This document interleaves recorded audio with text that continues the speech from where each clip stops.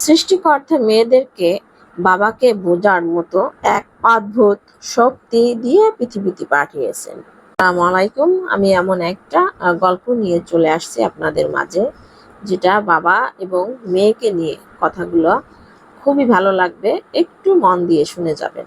আমি এক মনে পড়ছিলাম, আমার 5 বছরের ছোট্ট মেয়ে বারান্দায় রান্নাবাটি করে খেলছে। হঠাৎ দৌড়ে এসে আমাকে জিজ্ঞেস করলো, বাবা চা খাবে? চা খাবার বদ অভ্যেসটা আমার বেশ পুরনো, এটাও জানে। আমি ওর খেলনার কাপে চুমুক দিয়ে তৃপ্তির ভান করে বললাম, খুব ভালো হয়েছে মা। আর 1 কাপ খাবে? না মা, আমি পড়াশোনা করছি। তাহলে হরলিক্স খাও, শক্তি হবে।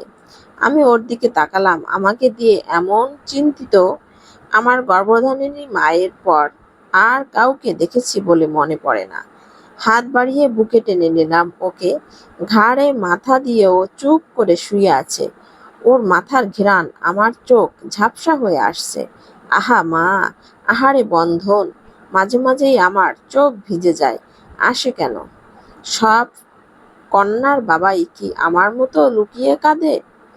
আমার বিয়ের দিন বিদায় বেলায় আমার শ্বশুর আর মেয়েকে বুকে জড়িয়ে কেঁদেছিলেন। কম্পিত হাতে আমার হাত চেপে ধরে বলেছিলেন, মেয়েটা আমার বড্ড আদরের।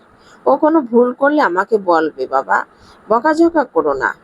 আমি সুবোধ বালকের মতো মাথা নেড়ে বলেছিলাম, ঠিক আছে বাবা। আমি আমার কথা রাখিনি। সংসার জীবনের টানাপোড়েনে আমি আরেকজনের কন্যাকে কাঁদিয়েছি, বকাঝকাও করেছি। আমি জানি আমার স্ত্রী এগুলো মনে রাখে না। সে এখন একমাত্র আমার সংসার নিয়েই চিন্তিত। এর বাইরে তার মাথায় কিছু কাজ করে না। সে তার বাবার বলয় থেকে বের হয়ে এসে তৈরি করেছে আলাদা এক বৃত্ত। সেই বৃত্তের কেন্দ্রে শুধুই আমার 2 সন্তান, আর প্রচন্ড ব্যস্ত আমি। তার পৃথিবীটা আজ শুধুমাত্র আমাকে ঘিরেই আবর্তিত হয়। ভাবলে অবাক লাগে, কি আত্মত্যাগটাই না একজন নারী করে তার সংসারের জন্য। আমার ছোট্ট মেয়েটাও একদিন আমাকে কাঁদিয়ে আরেক বৃত্তে চলে যাবে।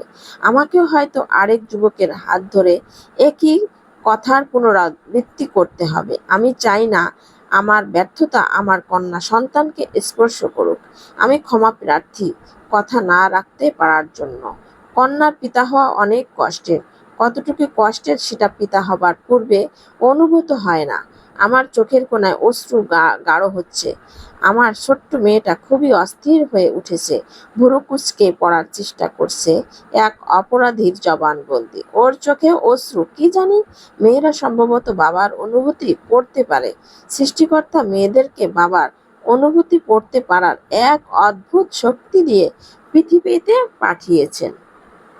বলছি, কথাগুলো শুনে আমার বুক ভার হয়ে গেছে। কারণ একটা মেয়ে তার ঠিকই তার বাবার কাছ থেকে একদিন বিদায় নিয়ে চলে যাবে অন্যের ঘরে। না জানি সেখানে বাবার আদরে, মায়ের আদরে এরকম থাকবে কিনা। এটা নিয়ে সব বাবা মায়ের একটা টেনশন। আর এটাই হচ্ছে গল্পের মূল কথা ছিল। সবাই ভালো থাকবেন। আল্লাহ হাফেজ।